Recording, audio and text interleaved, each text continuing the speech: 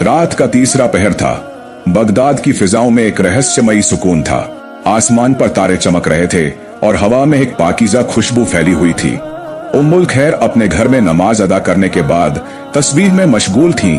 उनकी आंखों में एक अलग तरह की रोशनी थी जो अल्लाह के अनवार से भरी हुई थी। अचानक उनकी आंखें भारी होने लगी। एक पाकीज़ा रोशनी कमरे में फैल गई और उन्होंने देखा कि आसमान से फरिश्तों की एक जमात उतर रही है। उनके बीच एक बेहद नूरानी शक्ल वाले फरिश्ता खड़ा था, जिब्राइल अलैहिस्सलाम। उन्होंने अपनी गहरी और मुतमिन आवाज में कहा, ए उम्मुल खैर, तेरा मुकद्दर बुलंद होने वाला है। तेरी कोख से एक ऐसा बच्चा पैदा होगा जिसकी जिह्वा पर अल्लाह का जिक्र होगा, जिसकी नजर से गुनहगार तौबा कर लेंगे और जिसकी दुआ से मुर्दा भी जिंदा हो जाएगा। उम्मुल खैर यह सुनकर हैरत में पड़ गईं। उनकी आंखों से आंसू बहने लगे और उन्होंने दोनों हाथ उठाकर कहा, ए मेरे रब, क्या मैं इतनी काबिल हूं कि तू मुझे इतनी बड़ी नेमत अता करेगा? फरिश्तों ने मुस्कुराकर कहा, ए उम्मुल खैर, यह बच्चा तुझसे पैदा होगा, लेकिन उसकी परवरिश खुद अल्लाह करेगा।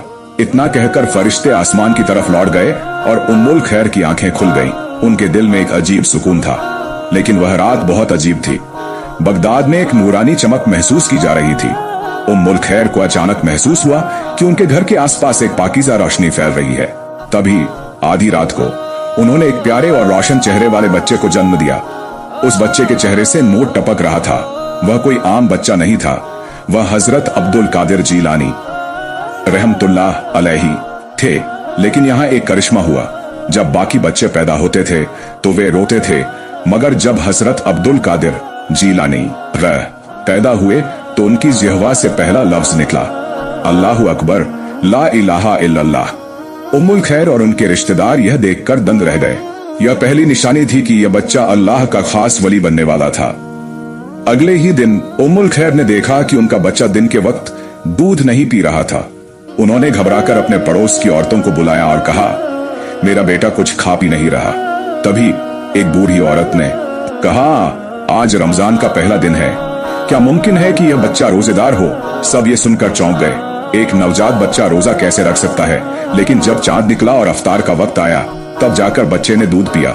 यह अल्लाह की दूसरी निशानी थी कि यह बच्चा कोई मामूली इंसान नहीं, बल्कि कुदरत का करिश्मा था। जब हजरत अब्दुल कादिर जीलानी 4 साल के हुए तो उनके अंदर अजीब ताकतें नजर आने लगी।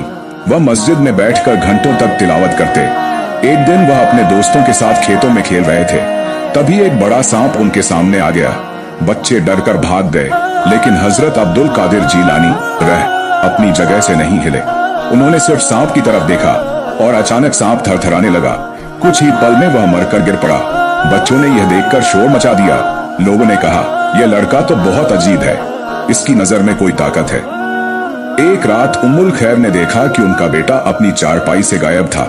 वह घबराकर घर के हर कोने में देखने लगी, लेकिन कहीं कोई निशान नहीं मिला। अचानक उन्होंने मस्जिद के पास से हल्की रोशनी आते देखी। जब वह वहां पहुंची तो उन्होंने देखा कि उनका बेटा सजदे में पड़ा हुआ था और उसके चारों ओर फरिश्तों का एक हुजूम था।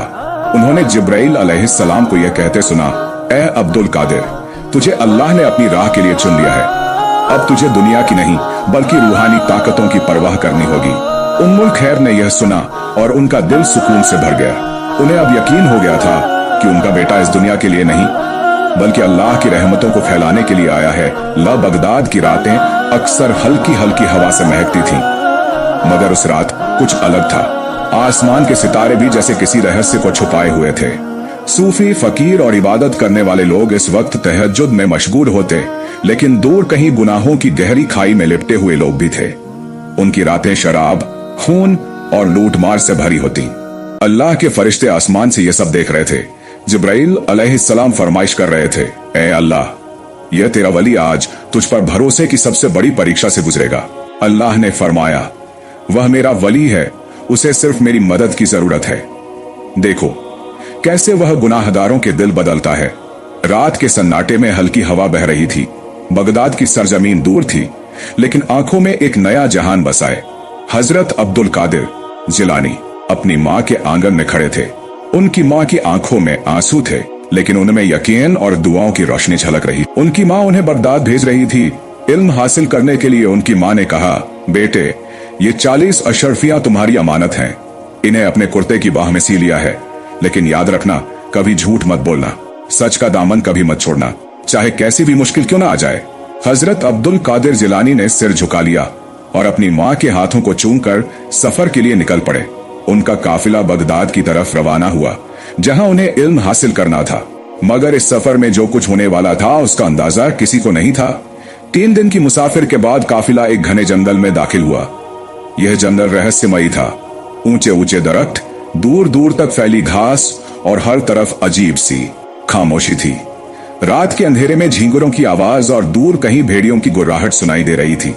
काफिला आगे बढ़ता गया, लेकिन काफिले के सरदार के चेहरे पर बेचैनी थी। वह बार बार पीछे देखता और घोड़े की चाल तेज करता। यह जंगल महफूज नहीं है, यहाँ कई काफिलों को लूटा जा चुका है, हमें जल्दी यहाँ से निकलना होगा। मगर काफिला आगे बढ़ता, उससे पहले ही चारों तरफ से साया से चलते हुए घुड़सवार नजर आने लगे। अचानक घोड़ों की टापों की आवाज तेज हो गई। झाड़ियों में कुछ सरसराया और फिर एक कड़कती आवाज गूंजी, कोई हिलेगा नहीं, अपने हथियार जमीन पर डाल दो। काफिले के मुसाफिर सिहर गए। हवा में तलवारें चमक उठी। करीब 15-20 नकाबपोश डाकू, उनके हाथों में तेज तलवारें और कमर में खंजर लटके हुए थे। सब कुछ एक पल में बदल गया। डाकू काफिले पर टूट पड़े। उन्होंने व्यापारियों की थैलियां छीन ली, गाड़ियों से सामान गिरने लगे। सारे लोगों की चीखें गूंज उठी। एक लंबा चौड़ा आदमी जिसकी आंखों में वहशियत थी, हजरत अब्दुल कादिर जिलानी के पास आया। उसने एक खंजर निकाला और गुर्राया, लड़के तुम्हारे पास क्या है? हजरत अब्दुल कादिर जिलानी ने निडर होकर कहा, मेरी मां ने 40 अशरफियां मेरी कुर्ते की बाह में सिलकर रखी हैं। डाकू चौंक गया। उसके लिए यह जवाब अजीब था। कोई भी इस तरह सच नहीं बोलता, खासकर जब लुटने का डर हो। वह दौड़कर अपने सरदार के पास पहुंचा और पूरी बात बताई। डाकुओं का सरदार एक ताकतवर आदमी था, जिसकी आंखों में चालाकी और गुरूर झलकता था। उसने हजरत अब्दुल कादिर जिलानी को अपने सामने बुलाया। सरदार ने हैरानी से कहा, बच्चे, तुम्हें डर नहीं लगा कि हम तुम्हारा माल छीन लेंगे? फिर तुमने सच क्यों बोला? हजरत अब्दुल कादिर जिलानी ने फरमाया, मेरी मां ने मुझे कभी झूठ न बोलने की नसीहत की थी, इसलिए मैं झूठ नहीं बोल सकता। डाकू का दिल कांप उठा और उसने अपने साथियों से कहा, अगर इतना छोटा बच्चा अपनी मां की बात का इतना पाबंद है, तो हम अल्लाह की नाफरमानी क्यों कर रहे हैं? डाकुओं के सरदार ने कहा, अगर कोई शख्स बहुत बड़े गुनाह कर चुका हो, क्या अल्लाह उसे माफ कर सकता है? हजरत अब्दुल कादिर जिलानी मुस्कुराए और फरमाया, अल्लाह की रहमत उसके गुस्से से ज्यादा बड़ी है। अगर कोई दिल से तौबा कर ले तो अल्लाह उसके गुनाहों को नेकियों में बदल देता है। यह सुनकर सरदार का दिल पिघल गया। फिर सरदार ने कांपते लहजे में कहा, अगर मैं अपने गुनाह छोड़ दूं तो क्या अल्लाह मेरी तकदीर बदल देगा? बिल्कुल। अल्लाह फरमाता है कि जब कोई तौबा करता है तो वह ऐसे पाक हो जाता है जैसे कोई नवजात बच्चा। सरदार की आंखों से आंसू गिरने लगे। यह पहली बार था जब उसने अपने गुनाहों पर रोया था। फिर उसने एक ऐसा फैसला किया जिसने उसकी पूरी जिंदगी बदल गए। मैंने सारी जिंदगी गुनाह किए। मैंने लोगों का हक मारा, मासूमों को सताया और हर वो काम किया जो अल्लाह को नापसंद है। लेकिन आज मैंने फैसला किया है कि मैं अब तौबा करता हूँ। डाकुओं के लिए यह सब देखकर अजीब था। उनका सरदार, जो एक जमाने में सबको मौत के घाट उतार देता था, आज रो रहा था, अपने गुनाहों पर शर्मिंदा हो रहा था। कुछ डाकू हंसने लगे, कुछ ने गुस्से से तलवारें निकाल ली। अल्लाह की कुदरत का जलवा। जंगल में तेज हवा चली, आसमान पर एक काली घटा छा गई और फिर ऐसा लगा जैसे जमीन हल्की सी कांप गई हो। डाकू घबरा गए, यह क्या हो रहा है? उसी वक्त हजरत अब्दुल कादिर जिलानी ने दुआ के लिए हाथ उठाए और कहा, या अल्लाह, जिसने तेरी तरफ रुख किया है उसे अपने करम से नवाज दे। फिर ऐसा हुआ कि कई डाकू भी रोने लगे और कहने लगे, अगर सरदार तौबा कर सकते हैं तो हम क्यों नहीं? धीरे धीरे सारा गिरोह अपने गुनाहों पर पछताने लगा। आज वह सरदार जो मौत का साया कहलाता था, अल्लाह की रहमत की छांव में आ चुका था। अब उसने अपने डाकुओं को इकट्ठा किया और कहा, हम अब लुटेरे नहीं बल्कि अल्लाह के बंदे बनकर जिएंगे। फिर सारे डाकू लौट गए जंगल से वापस। अपने खेमे में सरदार सालिक बिन हारिस और उसके साथियों ने जंगल छोड़ दिया। अब वे डाकू नहीं रहे, अब वे तौबा करने वाले लोग थे। उनका अगला कदम बगदाद की तरफ था, जहां वे हजरत अब्दुल कादिर जिलानी से इल्म और रहनुमाई लेना चाहते थे। लेकिन रास्ता आसान नहीं था। रास्ते में जब उन्होंने एक कारवां देखा तो पुरानी फितरत उन्हें आजमाने लगी। एक डाकू फुसफुसाया, हमारे पास कुछ नहीं, अगर हम सिर्फ इतना लूट लें कि बगदाद पहुंचने का खर्चा निकल आए। सरदार ने गहरी नजर से उसे देखा और कहा, अगर हम आज फिर से गुनाह की राह पर लौटे तो हमारी तौबा सिर्फ एक मजाक बन जाएगी। डाकू शर्मिंदा हो गया। जब वे बगदाद पहुंचे, सुबह होते ही बगदाद में हलचल मच गई। शहर में यह खबर आग की तरह फैल गई कि रात को सबसे खूंखार डाकू तौबा कर चुके हैं। लोग एक दूसरे से पूछ रहे थे, यह कैसे मुमकिन हुआ? क्या यह कोई जाल है? बगदाद के कुछ लोगों को यकीन नहीं हो रहा था। उन्होंने कहा, यह डाकू हमें धोखा दे रहे हैं, ये फिर से लूटमार करेंगे। बात सुल्तान तक पहुंची। सुल्तान ने हुक्म दिया कि उन डाकुओं को शहर के दरबार में हाजिर किया जाए। डाकू सरदार और उसके साथी जब दरबार पहुंचे तो लोग उनकी हालत देखकर हैरान थे। कल तक जिनके जिस्म पर सोने के गहने होते थे, आज वो फटेहाल थे। कल तक जिनके चेहरे गुरूर से भरे होते थे, आज उनकी आंखें शर्म से झुकी थी। सुल्तान ने गुस्से से पूछा, तुम पर कई कत्ल और डकैती के इल्जाम हैं, तुम्हें फांसी दी जानी चाहिए। डाकू सरदार ने सर झुका दिया। वह जानता था कि यह सजा उसके गुनाहों के मुकाबले कुछ भी नहीं। मगर तभी हजरत अब्दुल कादिर जीलानी रह ने आगे बढ़कर फरमाया, अगर ये मर गए तो इनके गुनाहों का हिसाब कौन देगा? मगर अगर ये जिंदा रहकर अल्लाह के बंदे बने तो हो सकता है कि ये जितने गुनाहों के हिस्सेदार थे उससे ज्यादा नेकी कमाए। दरबार में सन्नाटा छा गया। सुल्तान ने गहरी सोच में डूबकर पूछा, क्या इनकी तौबा सच्ची है? हजरत फरमाया, अगर ये झूठे हैं, मगर अगर ये सच्चे हैं तो इनके जरिए कई और गुनाहगार भी राह पर आ सकते हैं। सुल्तान ने ठंडी सांस ली। अगर तुम वाकई सच्चे हो तो अब तुम्हें शहर के सबसे गरीब लोगों की खिदमत करनी होगी। तुम्हें उन्हीं लोगों की सेवा करनी होगी जिन पर तुमने जुल्म किए। अगर 1 साल तक तुमने नेक अमल किया तो तुम्हारी तौबा कबूल समझी जाएगी। बगदाद की गलियों में नया कारवां। अब बगदाद की गलियों में एक नया मंजर था। वही डाकू जो कभी घोड़ों पर दौड़ते हुए लोगों को लूटते थे, अब उन्हीं सड़कों पर झाड़ू लगा रहे थे। वही डाकू जो कभी अमीरों से सोना खींचते थे, अब गरीबों को खाना खिला रहे थे।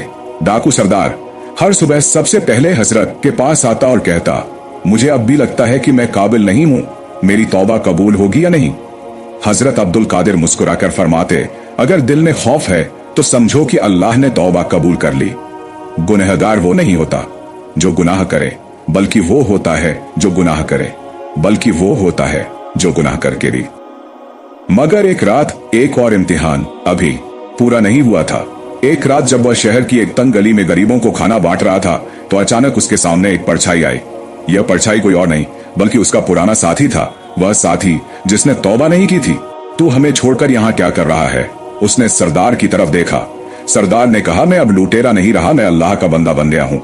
मगर वह साथी हंस पड़ा। क्या तुझे लगता है कि तेरा अतीत तुझे छोड़ देगा? सुल्तान का हुक्म था कि डाकू सरदार और उसके साथियों को गरीबों की खिदमत के लिए भेजा जाए, कि वही लोग जो कभी तलवारों के बल पर शहर को कांपाते थे, अब हाथ में झाड़ू और पानी के घड़े लेकर गरीबों की खिदमत करेंगे। क्या ये सच में बदल रहे हैं या यह बस एक नाटक है? लोगों के दिलों में शक था, लेकिन अल्लाह के वली जानते थे कि तौबा की राह आसान नहीं होती। हर मोड़ पर इम्तिहान होता। सुबह की पहली किरण के साथ वह फटेहाल कपड़ों में सिर झुकाए झाड़ू लेकर उस गली में पहुंचा जहां बगदाद के सबसे गरीब लोग रहते थे। जैसे ही उसने झाड़ू उठाई, एक बूढ़ी औरत ने उसे पहचान लिया। अरे, तू वही जालिम डाकू है ना जिसने मेरे बेटे को लूटा था? बूढ़ी औरत ने गुस्से से उसकी तरफ देखा। डाकू सरदार का दिल धड़क उठा। उसके पुराने गुनाह अब उसके सामने आ रहे थे। वह सोचने लगा, क्या यह तौबा का इम्तिहान है? हाँ अम्मा, मैं वही हूँ, उसने धीमे लहजे में जवाब दिया। बूढ़ी औरत ने अपनी लकड़ी उठाई और जोर से सिर पर मार दी। तो अब सफाई करने आया है? पहले हमारी जिंदगी गंदी की, अब सफाई कर रहा है। डाकू सरदार के अंदर कुछ उबाल मारने लगा। यह वही आदमी था जिसकी तलवार के डर से लोग कांपते थे। अगर वह चाहता तो एक बार में इस बूढ़ी औरत को खत्म कर सकता था, लेकिन अब वह वही आदमी नहीं था। उसने चुपचाप सिर झुका लिया और सफाई करता रहा। बूढ़ी औरत को यकीन नहीं हुआ, क्या सच में बदल गया है? उसने पानी की एक प्याली लाकर डाकू सरदार के हाथ में दी और कहा, अगर तू सच में बदल गया है तो ये ले, मेरे घर का पानी पीकर दिखा। डाकू सरदार ने कांपते हाथों से प्याली ली और पी गया। बूढ़ी औरत की आंखों में आंसू आ गए। अल्लाह बड़ा है, तौबा कबूल हो गई तेरी। कुछ दिन बाद एक नौजवान उसके पास आया। मुझे मेरा इंसाफ चाहिए। डाकू सरदार ने उसकी तरफ देखा। वह उसकी आंखों में अजीब नफरत देख सकता था। तूने मेरे बाप को मारा था, अब तुझे भी वही सजा मिलनी चाहिए। डाकू सरदार ने कुछ नहीं कहा। उसने सिर झुका लिया और कहा, जो भी इंसाफ तुझे चाहिए ले ले, मैं तैयार हूं। नौजवान के हाथ कांप गए। कैसे मारूं तुझे? तू तो खुदा वल्लाह के रास्ते पर है। डाकू सरदार की आंखों में पानी आ गया। अगर तू मुझे मार दे तो भी मैं कुछ नहीं कहूंगा, लेकिन अगर तुम मुझे माफ कर दे तो शायद तेरा बाप भी तुझे दुआ देगा। लड़के की आंखों से आंसू टपक पड़े। उसने अपना खंजर जमीन पर फेंक दिया और डाकू सरदार से लिपट गया। मैं तुझे माफ करता हूं। रात को जब डाकू सरदार अपने ठिकाने में सो रहा था, उसे एक अजीब आहट सुनाई दी। एक परछाई धीरे धीरे उसकी तरफ बढ़ रही थी। कौन है? उसने पुकारा। कोई जवाब नहीं आया। वह उठा और धीरे धीरे बाहर निकला। अचानक किसी ने पीछे से उसके गले पर खंजर रख दिया। अगर तू सच्चा तौबा करने वाला है तो चिल्लाकर अल्लाह को पुकार। डाकू सरदार ने आंखें बंद की और धीमी आवाज में कहा, अल्लाह। अचानक खंजर वाले आदमी की पूरी बॉडी कांपने लगी। नहीं, यह नाम मैं नहीं सुन सकता। डाकू सरदार ने देखा, वह कोई इंसान नहीं था। उसकी आंखों से लाल शरारे निकल रहे थे। तूने हमारे कई लोगों को अल्लाह के रास्ते पर भेज दिया, अब हम तुझे मार देंगे। डाकू सरदार को समझ आ गया, यह कोई आम इंसान नहीं बल्कि एक जिन्न था। अगर तेरा बस चलता तो तू मुझे कब का मार चुका होता, लेकिन मेरा रब मुझे बचाएगा। डाकू सरदार ने जोर से कहा, ला हौला वला कुव्वता इल्ला बिल्लाह। अचानक वह जिन्न जमीन पर गिर पड़ा और गायब हो गया। लोगों के दिलों में अब उसके लिए डर नहीं बल्कि मोहब्बत थी। अब बगदाद की गलियों में एक औरत कहती थी, वो जिसने मेरा घर जलाया था आज मेरी झोपड़ी बना रहा है। एक बच्चा कहता था, माँ क्या ये वही आदमी है जो हमें डराता था? और माँ जवाब देती थी, नहीं बेटे, अब ये हमें अल्लाह के करीब ले जाने वाला है। डाकू सरदार की तौबा का सफर जारी था। अब लोग उसे एक नेक इंसान के तौर देखने लगे थे, लेकिन यह बदलाव सबको मंजूर नहीं था। बगदाद के कुछ लोग जिनकी कमाई जुल्म और लूटमार से होती थी, इस बदलाव से खुश नहीं थे। अगर यह सच में नेक बन गया तो हमारे सारे राज खुल सकते हैं। इसका जिंदा रहना हमारे लिए खतरा है। और फिर उन्होंने एक खतरनाक साजिश रचनी शुरू कर दी। रात की साजिश। जब दुश्मन आए एक रात, जब डाकू सरदार गरीबों की मदद के बाद अपने ठिकाने पर लौट रहा था, उसे महसूस हुआ कि कोई उसका पीछा कर रहा है। गली में घुप अंधेरा था, हवा में अजीब सा सन्नाटा था। तभी अचानक 4 नकाबपोश लोगों ने उसे घेर लिया। अब तेरा खेल खत्म, उनमें से एक ने कहा। डाकू सरदार को एहसास हो गया कि ये उसी के पुराने साथी हैं, वो लोग जो उसकी तरह तौबा नहीं कर सके और अब उससे नफरत करने लगे थे। मुझे मारकर क्या पाओगे? उसने हल्की आवाज में कहा, हमारा डर कायम रहेगा। उनमें से एक ने खंजर निकाल लिया, लेकिन तभी अचानक रोशनी का एक झोंका आया। जैसे ही नकाबपोश हमला करने वाले थे, अचानक उन सबकी आंखें चौंधिया गईं। एक अजीब सी रोशनी उनके सामने चमक उठी। उनकी आंखें इतनी कमजोर पड़ गई कि वे अपनी तलवारें भी नहीं देख पा रहे थे। डाकू सरदार ने जैसे ही ऊपर देखा, उसने देखा कि एक सफेद नूरानी शक्ल हवा में तैर रही थी। ये क्या है? नकाबपोश कांपने लगे। फिर एक गूंजती हुई आवाज आई, जिसे अल्लाह बचाना चाहे उसे कोई नहीं मार सकता। नकाबपोश डर के मारे भाग खड़े हुए। डाकू सरदार की आंखें नम हो गईं। उसने झुककर सजदा किया। सुल्तान का आखिरी फैसला अगले दिन। बगदाद के सुल्तान ने उसे अपने दरबार में बुलाया। अब बताओ, क्या तुम सच में बदल चुके हो? सुल्तान ने कड़े लहजे में पूछा। डाकू सरदार ने नरमी से कहा, मैं अब वो नहीं रहा जो पहले था। अगर मेरी मौत भी हो जाए तब भी मैं नेकी के रास्ते से नहीं हटूंगा। सुल्तान कुछ देर तक सोचते रहे, फिर उन्होंने ऐलान किया, आज से तुम बगदाद के सबसे गरीब इलाकों के जिम्मेदार हो। तुम्हें अब उन लोगों की मदद करनी होगी जिनके पास कोई सहारा नहीं है। डाकू सरदार ने सिर झुका लिया और कहा, जो अल्लाह को मंजूर वही मुझे मंजूर। डाकू सरदार अब बगदाद के गरीबों की जिम्मेदारी संभाल रहा था। एक रात जब वह गरीबों में खाना बांट रहा था, अचानक एक औरत उसके पास दौड़ती हुई आई। मेरी मदद करो। वह औरत बुरी तरह कांप रही थी। सुल्तान के कुछ गार्ड्स मेरे छोटे बेटे को पकड़ कर ले गए हैं। उन्होंने कहा कि अगर मैंने पैसा नहीं दिया तो वे उसे मार देंगे। डाकू सरदार का खून खौल उठा। किसने दिया था हुक्म? वजीर के खास आदमी ने। डाकू सरदार समझ गया, यह वही लोग हैं जो उसे नाकाम करना चाहते हैं। मैं खुद जाऊंगा, उसने कहा। रात के अंधेरे में वह अकेले महल की तरफ बढ़ा। जब वह महल के पास पहुंचा तो गार्ड्स ने उसे रोक लिया। तुम यहां क्या कर रहे हो? मैं एक मजलूम की मदद करने आया हूं। गार्ड्स हंस पड़े। अभी कल तक तू खुद डाकू था और आज मजलूम की मदद करने आया है। डाकू सरदार ने गहरी सांस ली। मैं अब वही नहीं हूं। वह सीधा सुल्तान के पास पहुंचा और पूरी बात बताई। सुल्तान ने गुस्से से अपने वजीर को बुलाया। अगर यह सच है तो तुम्हें इसकी सजा मिलेगी। जब इंसाफ हुआ, सुल्तान ने तुरंत हुक्म दिया कि बच्चे को छोड़ा जाए और उस गार्ड को गिरफ्तार किया जाए जिसने रिश्वत मांगी थी। डाकू सरदार ने जब वह बच्चा उसकी मां को सौंपा तो पहली बार उसकी आंखों में खुशी के आंसू थे। वह सोचने लगा, कभी मैं भी ऐसे ही मजलूमों को सताया करता था। अल्लाह का शुक्र है कि उसने मुझे बदल दिया। दोस्तों, इसका अगला पार्ट देखने के लिए कमेंट करें, चैनल को सब्सक्राइब और वीडियो को लाइक जरूर करें।